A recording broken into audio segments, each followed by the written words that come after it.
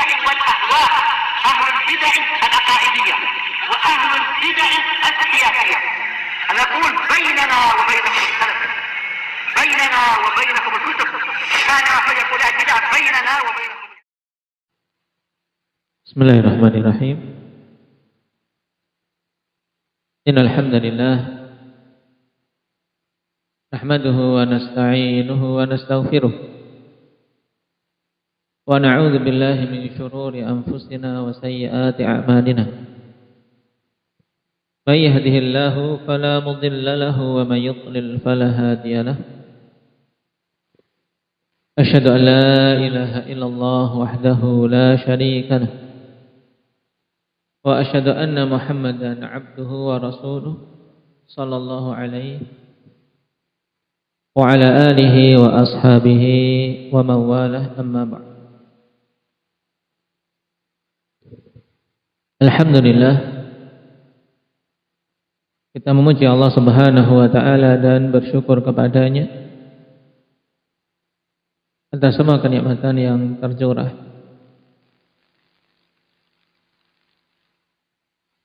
yang tidak henti-hentinya. Wa ma bikum min ni'matin fa min Allah. Apa saja ada pada kalian berupa nikmat, maka itu asalnya dari Allah Subhanahu wa taala.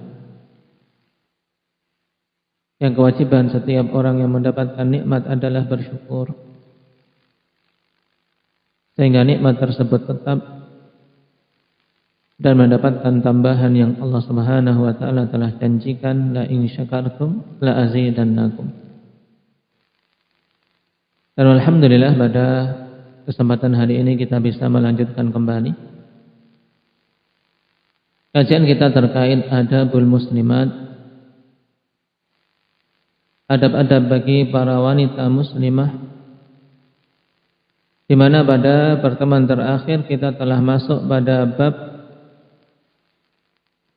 yang sangat penting, yaitu terkait haqquz zawj wa adabul isyrah, terkait hak suami dan adab dalam bergaul di dalam kehidupan berumah tangga. Di mana pada pertemuan terakhir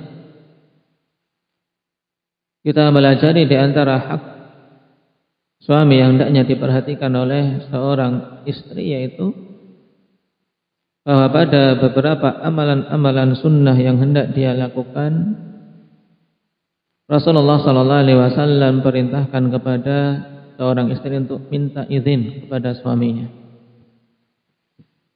yaitu terkait masalah puasa sunnah. Dilarang seorang wanita berpuasa sunnah dalam keadaan suaminya ada di rumah kecuali dengan izin dari sang suami. Di sini juga menunjukkan di dalam syarat kita senantiasa menimbang-nimbang antara suatu perkara, menimbang antara yang wajib dan yang sunnah, menimbang mana yang masalahnya lebih besar dari masalah yang di bawahnya. Demikian pula sebaliknya, menimbang suatu perkara yang kerusakannya lebih besar dibandingkan perkara yang lain yang ringan kerusakannya. Dan mengilmui perkara tersebut termasuk hal yang penting, sehingga seorang bisa mengamalkan syariat Allah Subhanahu wa taala dengan benar. Contoh dalam pembahasan kita tersebut, di mana Rasulullah sallallahu alaihi wasallam larang seorang wanita melakukan puasa sunnah dalam keadaan suaminya ada tanpa izin. Dikarenakan perkara puasa sunnah hukumnya sunnah sebagaimana kita ketahui bersama, dan di sana ada hak yang besar yang sifatnya wajib untuk ditunaikan oleh seorang istri, yang tidak boleh dia tinggalkan dikarenakan dia melakukan suatu ibadah yang sunnah, yaitu memenuhi hak suaminya ketika sang suami menginginkan. Makanya Nabi sallallahu alaihi wasallam perintahkan untuk seorang wanita tidak berpuasa sunnah di saat suaminya ada kecuali dengan izin. Karena ketika telah mendapatkan izin dari suami, maka jelas sang suami akan mengetahui kondisi istrinya saat itu sedang puasa. Dan juga karena dia telah memberikan izin, maka dia akan memberikan uzur ketika sang istri beralasan dengan kondisinya yang puasa tersebut di saat diinginkan oleh suaminya. Nah, sekarang kita masuk pada pasal yang ke-7 pada bab ini. Qala Syekhuna Abdullah Al-Riyani hafizahullah ta'ala, tahrimu idkhalil mar'ati ahadan fi baiti zawjiha bighairi idnih. Haramnya seorang wanita memasukkan siapapun di rumah suaminya tanpa izin dari sang suami. Ini juga adab yang lain yang dibimbingkan di dalam syariat kita bagi para wanita untuk memperhatikannya, yaitu seorang wanita dilarang, diharamkan mengizinkan seseorang masuk ke dalam rumah suaminya kecuali dengan izin dari sang suami. Ini juga menunjukkan besarnya hak suami dan juga sebagai bentuk penghormatan atas kedudukan dia sebagai penanggung jawab dalam rumah tangga. Qala wa an Abi Hurairah radhiyallahu anhu qala Rasulullah sallallahu alaihi wasallam, la tasumil mar'atu wa ba'luha syahidun illa bi'idnih. Tidaklah seorang wanita itu berpuasa dalam keadaan suaminya ada di rumah kecuali dengan izin dari sang suami. Ini telah kita lewati. Kemudian kata Nabi sallallahu alaihi wasallam, wala ta'dhanu fi baitihi wa huwa syahidun illa bi'idnih. Dan tidak boleh seorang wanita mengizinkan masuknya seseorang di dalam rumah suaminya dalam keadaan suaminya itu ada kecuali dengan izin dari suaminya. Nah, pada kalimat kedua inilah yang menjadi inti pendalilan dari hadis yang dibawakan. Tapi kita baca dulu sampai akhir hadis. Nabi sallallahu alaihi wasallam mengatakan di kalimat ketiga, wa ma anfaqat min kasbihi min ghairi amri fa inna nisfa ajrihi lah. Dan apa saja yang diinfakkan oleh seorang wanita dari hasil kerja suaminya tanpa perintah dari sang suami, maka sungguhnya setengah dari pahalanya itu untuk suaminya. Hadits akhrajahu al-Bukhari, bab la ta'danul mar'atu fi baiti zawjiha li ahadin illa bi idzni. Pada hadis ini jelas Nabi sallallahu alaihi wasallam membimbingkan 3 hal yang semuanya berkaitan dengan izin dari seorang suami yang dibutuhkan oleh seorang wanita dalam beberapa hal. Yang pertama, izin untuk berpuasa sunnah. Ini telah kita lewati. Kemudian yang kedua, izin untuk memasukkan seseorang ke dalam rumahnya.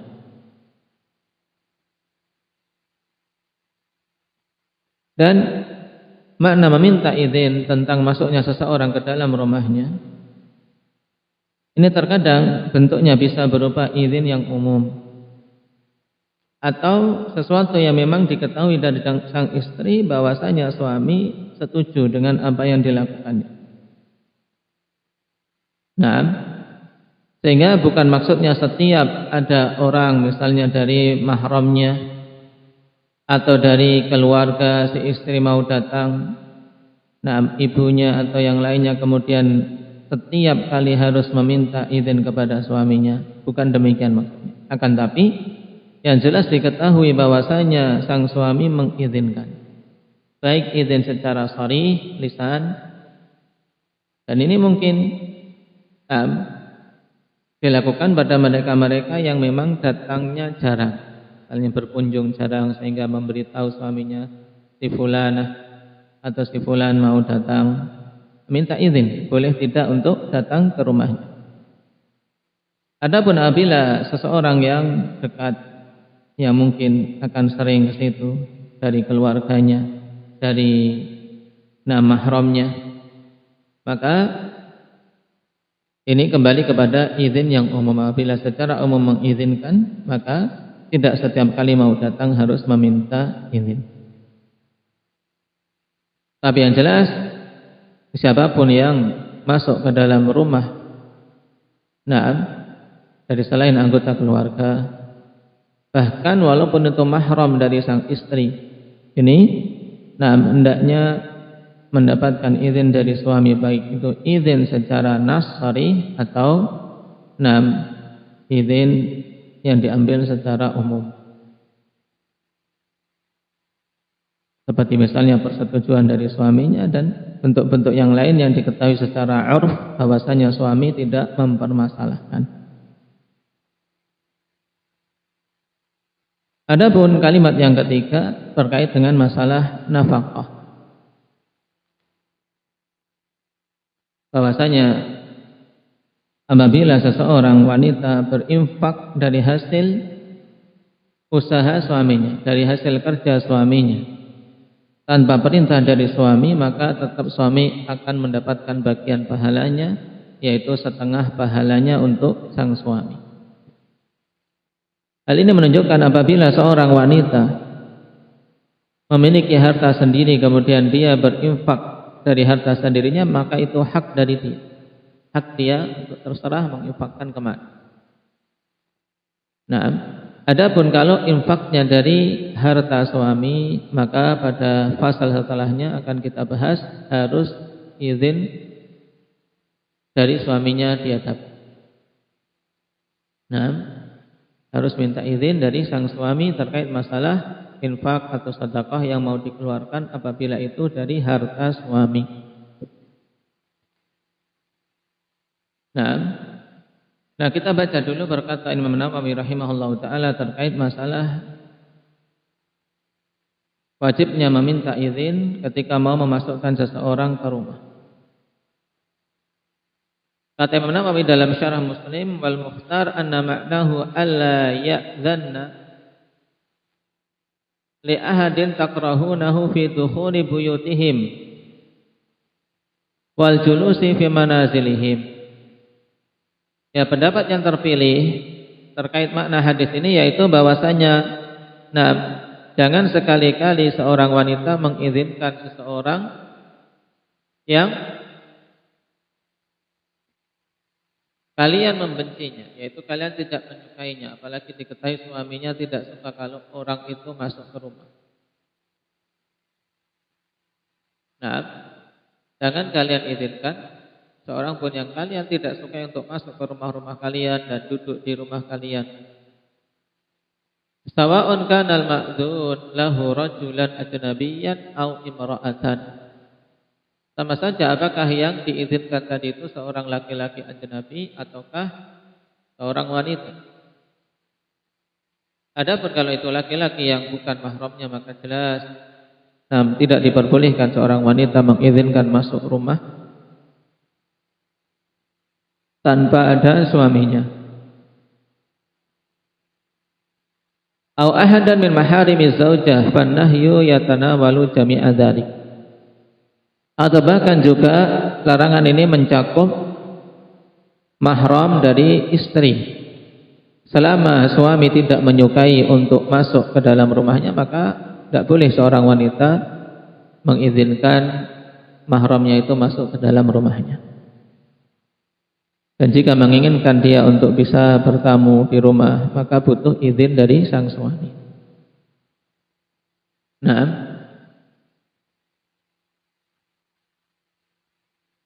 Sehingga larangan mencakup semua itu. Kata Imam Nawawi, wa hadha hukmul mas'alah indal fuqaha annaha la yahillu laha an ta'dana li rajulin wa imra'atin wala mahramin wala ghairihi fi dukhuli manzil zawj illa man 'alimat aw dhannat anna zawja la yakrahuh. Jadi hukum permasalahan di sisi para fuqaha ini penting sebagai kesimpulan dari hadis bahwa tidak halal bagi seorang wanita untuk mengizinkan seseorang masuk ke dalam rumahnya, baik itu laki-laki atau perempuan, demikian pula mahram ataupun bukan, ya. Tidak boleh mengizinkan masuk ke rumah suami kecuali orang-orang yang si istri ini tahu dengan pasti bahwasanya suami tidak membencinya. Dalam artian istri tahu bahwasanya suami membolehkan, tidak membenci orang itu. Atau juga ada sangkaan kuat bahwasanya suami tidak membenci hal tersebut. Naam. Li'anal asla tahrimu dukhuli manzilil insan hatta yujadal idhnu fi dzalika minhu. Ya, dikarenakan hukum asal memang adalah haramnya masuk ke rumah seseorang sampai didapati izin dari pemilik rumah untuk hal tersebut. Dan pemilik rumah, penanggung jawab rumah adalah suami dalam hal ini. Nah, sehingga ada dua kemungkinan, yaitu yang pertama si wanita, yaitu si istri betul-betul tahu suaminya ridha, atau yang kedua dugaan kuat bahwasanya suaminya ridha untuk masuknya orang itu ke rumah. Maka ini baru diperbolehkan seorang istri, seorang wanita mengizinkan seseorang masuk ke dalam rumah suaminya. Terus apabila ada keraguan apakah suami ridha atau tidak, bagaimana? Kata Imam Nawawi rahimahullah, wa mata hasala syakku fi ridha wa lam yatarajjah syai'un wa la wujidat qarinatun fala yahillu ad-dukhulu walal idhnu. Nah, ini penting. Sehingga kapan saja ada keraguan tentang keridhaan suaminya, ini ridho enggak ya? Nah, dia mau menghubungi suaminya lagi enggak bisa, mau ditelepon enggak bisa. Nah, baik. Apabila keraguan ridho atau tidak dan dia tidak mampu untuk menguatkan sisi mana antara keridhaan atau tidaknya, maka tidak halal bagi seorang wanita untuk memasukkan seseorang ke dalam rumah tanpa izin.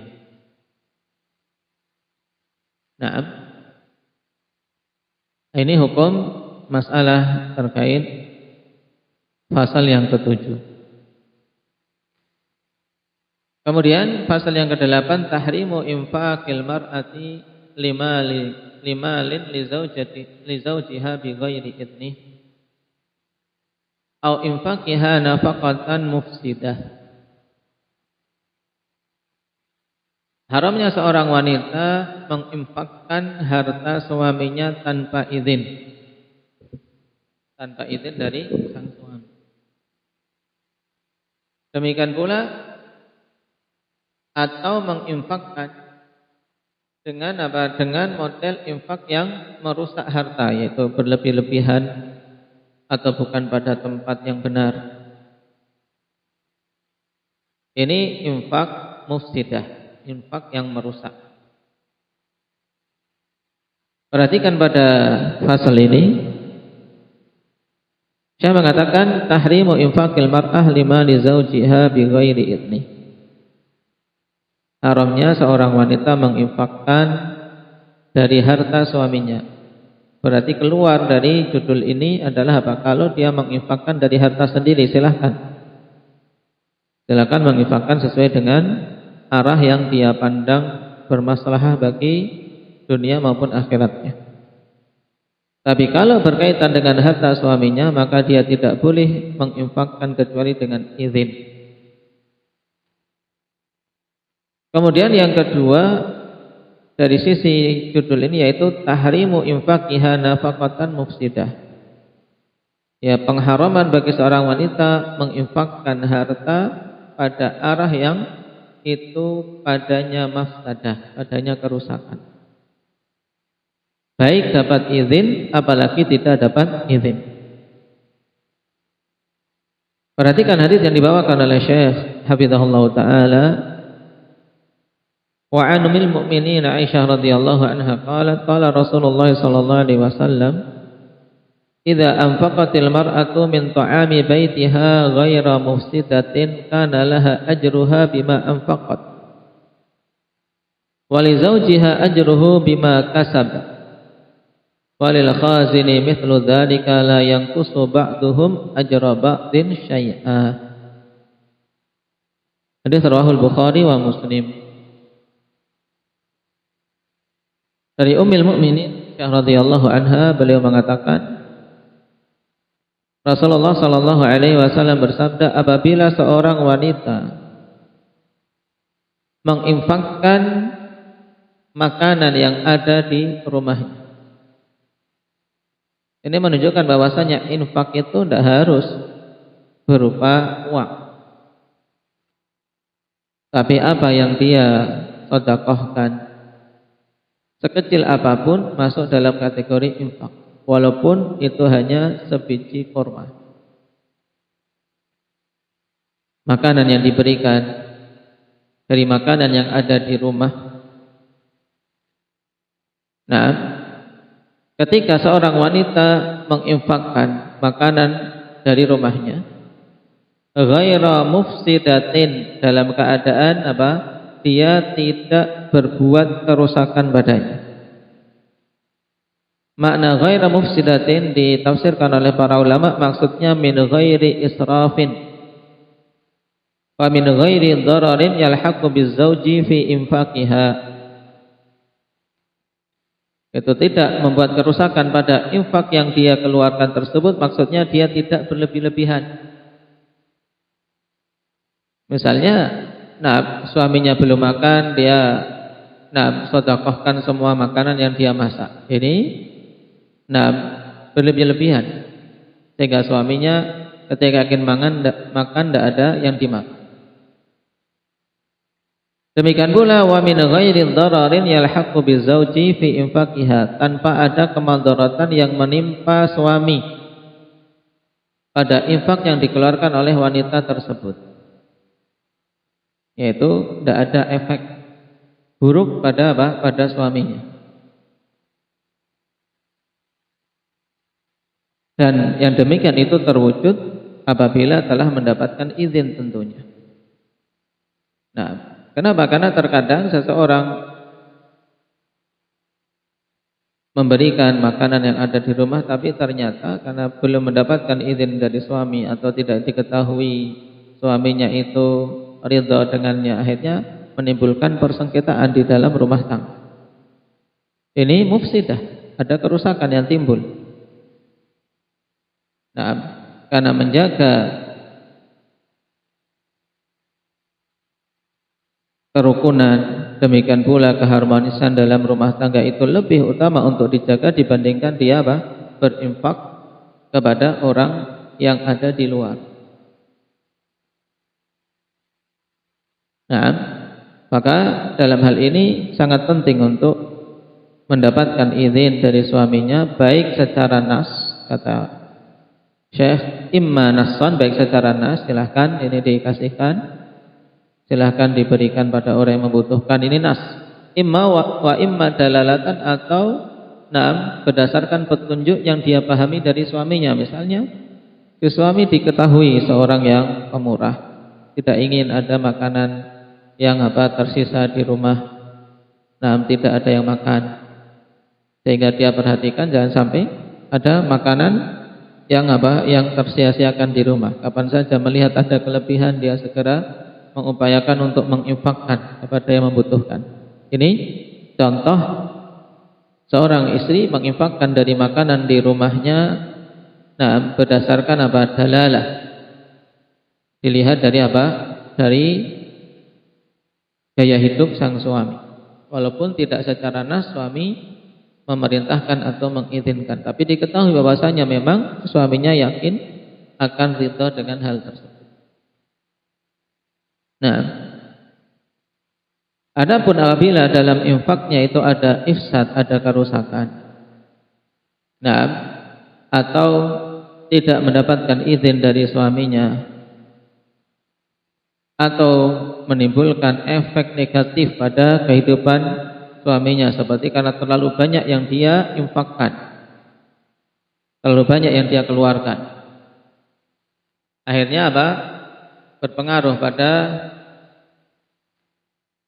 kesejahteraan suaminya, maka yang demikian dia berdosa, yaitu si istri berdosa dengan perbuatan tersebut. Walaupun apa? Walaupun dia infak, tapi dia berdosa. Kenapa? Karena melanggar bimbingan Nabi Sallallahu Alaihi Wasallam dalam hal ini. Nah, sehingga tidak mendapatkan pahala, tapi malah mendapatkan dosa. Kenapa? Karena dia berinfak menimbulkan ifsad dalam rumah tangganya, atau tidak mendapatkan izin dari suaminya, atau menimbulkan efek negatif bagi suaminya. Nah,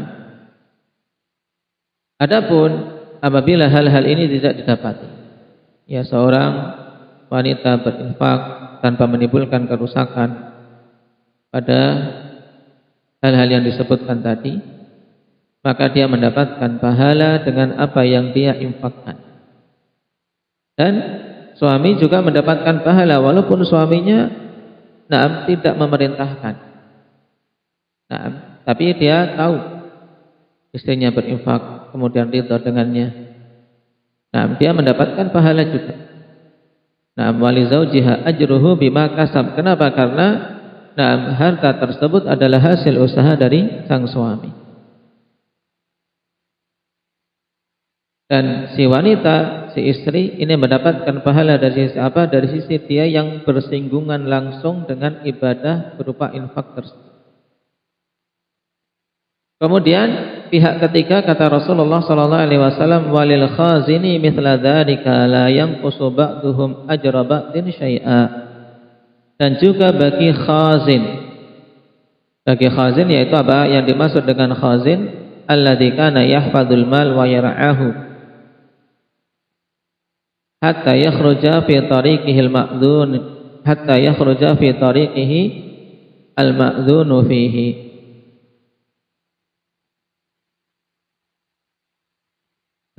Yaitu bendahara keuangan. Misalnya kalau dia menyimpan uangnya itu pada seseorang, al-khazin yaitu penyimpan uang.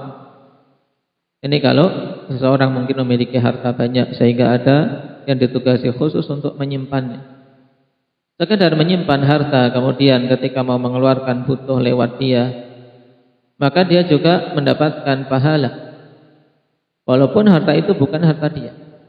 Tapi ketika suatu infak, suatu sedekah itu bisa keluar melalui jalur dia, maka dia pun mendapatkan pahalanya. Maka kalau kita perhatikan dalam masalah sedekah, dalam masalah infak, semua pihak yang bersinggungan dengannya mendapatkan bagian pahala. Walaupun tentu yang besar kecilnya berbeda-beda. Seseorang yang mengarahkan orang lain untuk bisa bersedekah di jalan yang benar, misalnya memberitahu dalalah ala sedekah, memberitahu temannya. Kalau ingin sedekah itu di sana ada orang yang sangat membutuhkan. Insyaallah sedekahmu kalau diarahkan kepadanya bermanfaat. Kemudian ditunaikan oleh temannya memiliki harta, maka yang menunjukkan tadi mendapatkan pahalanya.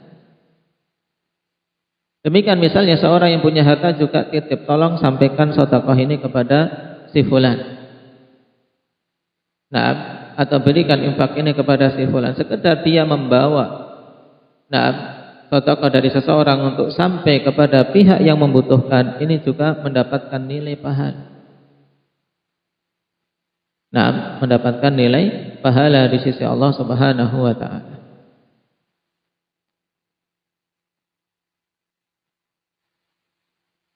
Kemudian hadis yang kedua pada fasal ini, an Abi Hurairah radhiyallahu anhu qala Rasulullah sallallahu alaihi wasallam, "Wa ma anfaqat min kasbihi min ghairi amri fa inna nisfa ajrihi lah." Dari Abi Hurairah radhiyallahu anhu, Rasulullah sallallahu alaihi wasallam bersabda, apa saja yang diinfakkan oleh seorang wanita dari hasil usaha suami tanpa ada perintah dari suaminya, maka sungguhnya setengah dari pahala itu untuk sang suami. Hadits akhrajahul Bukhari wa Muslim. Pada hadits ini ditegaskan bahwasanya seorang wanita kalau berinfak dari hasil usaha suami tanpa ada perintah dari suami, tapi jelas di sini digabungkan dengan hadis sebelumnya, walaupun tidak ada perintah dari suami, tapi si istri ini punya keyakinan atau dugaan yang kuat bahwasanya suami ridho. Ini harus ada. Atau juga sudah mendapatkan izin dari sang suami, walaupun dia tidak memerintahkan ke arah tertentu misalnya. Misalnya memberikan izin umum, kalau makanan kelebihan silahkan bagi-bagi pada orang-orang yang membutuhkan. Ini kan secara umum. Atau diketahui dari kebiasaan sang suami tidak menginginkan ada makanan yang tersia-siakan, sehingga kapan saja ada kelebihan untuk bagi kepada tetangga atau kepada siapa saja membutuhkan. Nah, ketika seorang wanita berinfak tanpa ada perintah dari suami, tapi sudah diketahui atau ada dugaan kuat suaminya akan ridha, maka sang suami mendapatkan setengah dari pahalanya. Naam. Adapun kalau tidak memerintah dan tidak ridha dan juga bahkan menimbulkan mafsadah, maka tidak akan dapat pahala apa-apa bagi si istri ini.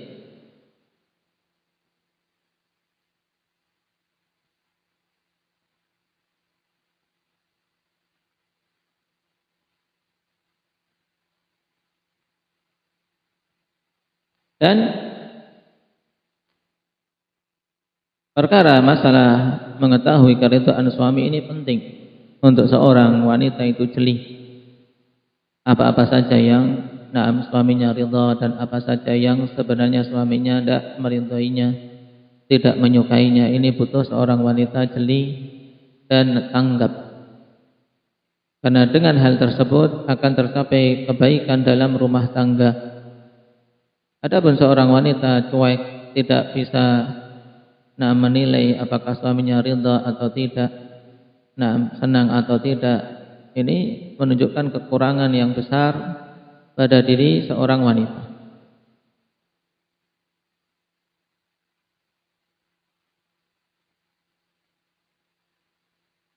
Kemudian setelah kita ketahui bahwasanya seorang wanita boleh menginfakkan dari harta suaminya selama mendapatkan izin atau diketahui ridha dari suaminya dengan syarat tidak menimbulkan kerusakan. Di pasal yang ke-9 Syekh memberikan penegasan untuk tidak berlebih-lebihan. Makanya kata Syekh hafizahullah taala, tahrimu israfil mar'ati fi mali zawjiha. Haramnya seorang wanita berbuat israf, berbuat berlebih-lebihan dalam menggunakan harta suaminya. Karena terkadang seseorang menyangka bahwasanya menginfakkan harta itu kalau bentuknya sedekah saja. Padahal infak itu jauh lebih luas. Infak maksudnya yaitu pengarahan harta kita untuk suatu hal, sehingga bisa masuk kategori kita infakkan untuk membeli baju, kita infakkan untuk membeli ini dan itu, masuk dalam nafkah. Nah, dalam mengarahkan harta dan menggunakan harta, seorang wanita dilarang berbuat israf terkait harta suaminya. Kalau israf untuk harta sendiri saja kita dilarang, apalagi kalau itu adalah harta suami. Qala Allah Ta'ala wa kulu washrabu wa la tusrifu innahu la yuhibbul musrifin. Allah Subhanahu wa taala berfirman, makan dan minumlah serta jangan berlebih-lebihan. Karena sesungguhnya Allah Subhanahu wa taala tidaklah mencintai orang-orang yang berlebih-lebihan. Ayat ini ayat yang agung yang sampai-sampai dikatakan oleh sebagian salaf, jama'allahu tibba kullahu fi nisfil ayah. Allah Subhanahu wa taala kumpulkan semua kaidah-kaidah kedokteran dalam setengah ayat. Nah, seorang ingin sehat, seorang ingin terbebas dari banyak penyakit, maka ini kaidahnya yang Allah Subhanahu wa taala bimbingkan dalam setengah ayat. Yaitu firman Allah, wa kulu washrabu wa la tusrifu. Nah, sebagaimana pula hal ini dikutip oleh Al-Hafidz Ibnu Katsir rahimahullahu taala dalam tafsir beliau. Makan, minum dan jangan berlebih-lebihan. Karena kalau kita perhatikan banyaknya penyakit, kemudian lemahnya fisik manusia di zaman-zaman akhir, kenapa? Karena tidak mengikuti bimbingan Allah Subhanahu wa taala dalam ayat ini. Wa kulu washrabu wa la tusrifu. Makan, minum berlebih-lebihan. Padahal Nabi Shallallahu Alaihi Wasallam telah membimbingkan kaidah makan yang paling bagus adalah thuluthun li ta'ami, thuluthun li syarabi, thuluthun li nafasi. Sepertiga untuk makanan, sepertiga untuk cairan, minuman, dan sepertiga untuk nafas. Seorang yang bagus dalam mengatur pola makan, insya Allah dia akan terjaga kesehatannya. Karena banyaknya penyakit, baik itu gula, kolesterol, asam urat dan seterusnya, di antara sebab utama adalah berkaitan dengan makanan.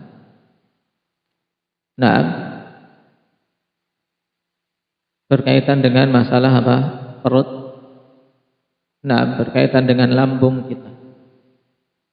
Makanya Allah Subhanahu wa taala bimbingkan dengan kalimat yang singkat ini, wa kulu washrabu wa la tusrifu.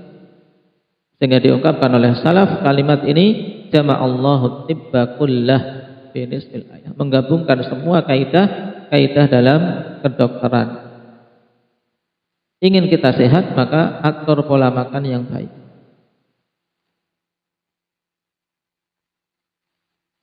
Dan makna israf yang Allah Subhanahu wa taala larang dalam ayat ini, jangan sampai kita pahami yaitu hanya sekedar sekedar melebihi kadar dari sisi banyak saja. Baik. Walaupun memang itu masuk dalam kategori berlebih-lebihan, yaitu makan sampai sampai tidak bisa berdiri, sampai kekenyangan. Ini berlebih-lebihan. Ini masuk dalam kategori israf. Dan juga masuk israf walaupun sedikit apabila dia menggunakan sesuatu harta yang sangat banyak hanya demi mendapatkan sepiring makan. Berlebih-lebihan dalam menggunakan harta untuk makanannya. Walaupun yang dimakan sedikit, tapi dia pilih sesuatu yang sangat mahal. Sesuatu yang sangat mahal berlebih-lebihan pada masalah tersebut. Hal ini sebagaimana ditegaskan oleh Imam Sa'di rahimahullah ketika menafsirkan makna al-israf, imma an yakuna biziyadati 'alal qadril kafi. Israf ini berlebih-lebihan dalam makan dan minum, ya kemungkinannya dengan melebihi kadar yang cukup dalam makanan yang dimakan. Yang ini akan memadharati jism kita, akan memadharati jasad kita pada asalnya.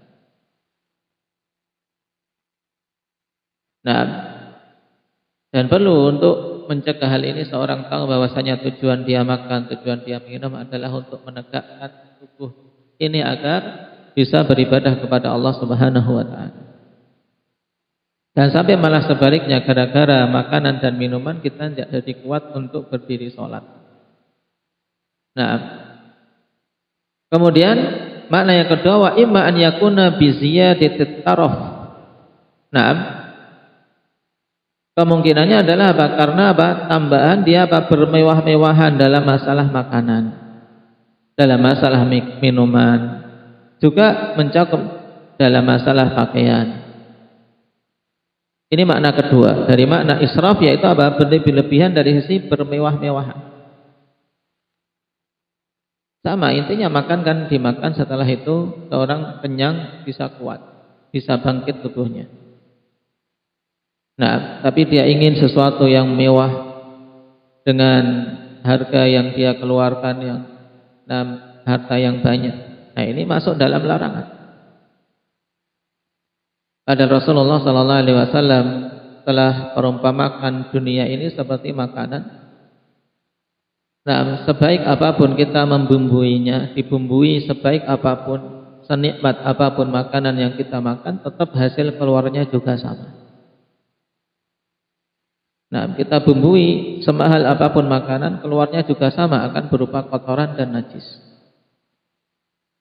Sehingga yang penting dalam seorang masalah makanan, memohon kepada Allah keberkahan. Memohon kepada Allah keberkahan pada apa yang kita makan, kita minum. Karena sungguh terkadang manusia menganggap nikmat itu ketika dia bisa makan enak. Dengan daging, dengan ikan, dengan pola makan yang apa? Yang mewah. Itu baru nikmat. Tapi kalau ketika makan dengan tempe, dengan tahu, ini tidak dianggap sebagai nikmat dari Allah. Padahal sungguh kalau kita perhatikan, kenikmatan yang sebenarnya dalam masalah makan adalah ketika kita bisa mendapatkan keberkahan pada makan yang kita makan. Nah, seorang yang sehat ketika dia makan dengan nasi, dengan lauk apa adanya, sayuran, tempe dan seterusnya, dalam keadaan dia enak dan dia menyantap dengan lahap sehat, maka itu nikmat yang luar biasa yang tidak didapati oleh orang yang mungkin makan daging, makan sate tapi dalam kondisi sakit. Makanya ketika Allah berikan kesehatan, kita bisa makan apa adanya. Nah, bahkan nasi dengan garam seorang bisa masuk, maka ini sebenarnya nikmat yang agung dari Allah Subhanahu wa taala yang wajib disyukuri. Karena di sana ada orang-orang yang berharta tapi tidak bisa malah untuk menikmati makanan. Makan nasi harus ditakar karena penyakit gula. Nah, punya harta banyak tapi untuk makan sesuatu dia harus minum obat dulu, suntik insulin dulu dan seterusnya. Nah, maka yang penting dalam masalah makan dan minum kita memohon pada Allah Subhanahu wa taala keberkahan. Keberkahan pada makanan yang Allah Subhanahu wa taala rizkikan kepada kita. Dan prinsip Nabi sallallahu alaihi wasallam penting untuk kita teladan dalam masalah makan dan minum, yaitu mensyukuri apa yang ada disyukuri, dan tidak takalluf dengan apa-apa yang tidak ada pada diri kita saat ini. Tidak perlu takalluf. Nah, yang ada yang Allah Subhanahu wa taala rizkikan itu kita syukuri, kita tidak menolaknya, kita nikmati dan tidak mencelanya. Sedangkan yang belum ada di tangan kita tidak perlu takalluf. Tidak perlu membeban-bebani diri untuk bisa meraihnya. Karena yang demikian itu akan cenderung menjadikan seseorang meremehkan nikmat yang ada yang Allah Subhanahu wa taala berikan. Nah, ini makna israf yang kedua, yaitu bermewah-mewahan pada makan dan minum. Kemudian makna israf yang kedua, wa imma yatajawazul halal ilal haram, yaitu melampaui dari yang halal menuju kepada yang haram, yaitu berlebih-lebihan dengan dengan dia melanggar batasan yang seharusnya hanya diperbolehkan makan yang halal, tapi dia kemudian melanggar sampai tingkatan memakan dan minum yang haram. Ini makna israf. Dan Allah Subhanahu wa taala telah menegaskan di sini, innahu la yuhibbul musrifin.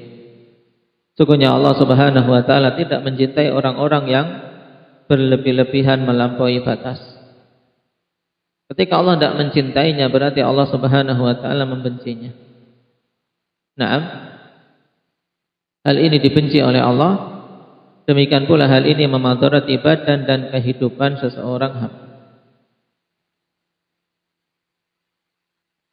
Nah, kemudian ayat yang kedua, kalau Allah Ta'ala, innal mubadzirina kanu ikhwana syayatin wa kana syaitanu li rabbih kafura. Sungguhnya orang-orang yang berbuat tabdzir, mereka ini adalah saudara-saudaranya syaitan, dan adalah syaitan itu makhluk yang sangat kufur kepada Rabbnya, sangat kufur kepada Allah Subhanahu wa Ta'ala.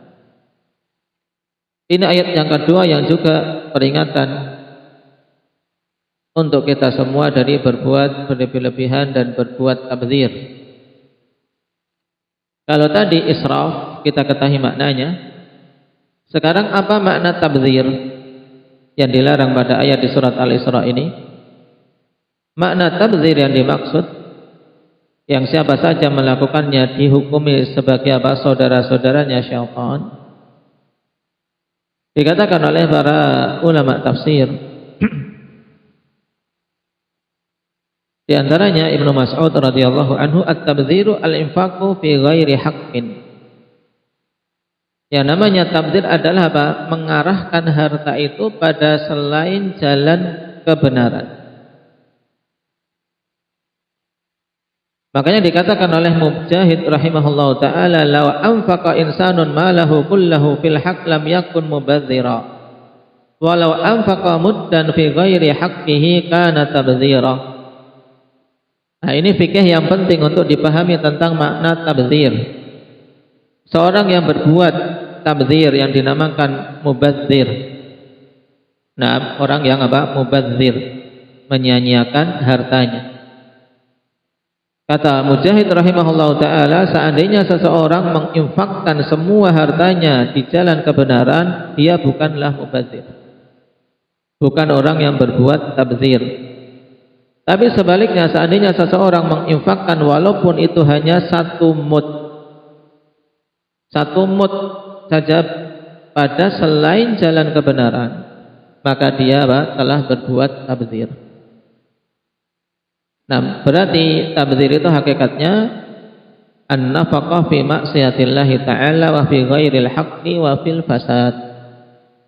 Ini sebagaimana ditegaskan oleh Imam Qatadah rahimahullahu ta'ala, yaitu mengarahkan harta pada maksiat. Ini tabdzir, walaupun mungkin cuma 1.500, 2.000 kalau dalam mata uang kita, tapi di jalan kemaksiatan itu tabdzir. Wa fi ghairil haq, dan pada selain kebenaran. Nah, dia menginfakkan untuk perayaan Maulid Nabi misalnya, untuk hari-hari perayaan bid'ah. Nah, untuk acara-acara bid'ah. Ini apa? Menginfakkan pada selain hak, maka ini juga tabdzir. Perbuatan tabdzir. Walaupun sedikit, apalagi kalau mengeluarkan uang sampai banyak pada selain jalan kebenaran. Kemudian wafil fasad, dan pada kerusakan-kerusakan, mengeluarkan hartanya untuk mengundang orkes, mengadakan dangdut dan seterusnya. Ini tabdzir, jelas. Kenapa? Karena padanya kerusakan. Nah, semua ini hukumnya innal mubadzirina kanu ikhwana syayatin. Dikatakan mereka sebagai saudara-saudaranya syaitan, ya, karena apa? Dari sisi kebodohannya dan dari sisi meninggalkan ketaatan kepada Allah dan melakukan kemaksiatan-kemaksiatan, sehingga sama seperti syaitan.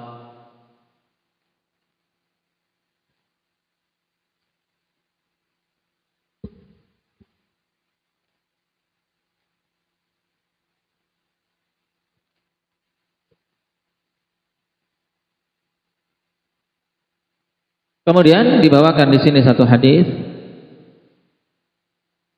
Wa an ummil mu'minin Aisyah radhiyallahu anha qalat dakhalat Hindun bintu Utbah radhiyallahu anha imra'atu Abi Sufyan radhiyallahu anhu ala Rasulillah sallallahu alaihi wasallam faqalat ya Rasulullah inna Aba Sufyan rajulun syahih la yu'tini minan nafaqati ma yakfini wa yakfi baniya illa ma akhadtu min malihi bighairi ilmi. Dari Ummul Mukminin Aisyah radhiyallahu anha beliau mengatakan Hindun bintu Utbah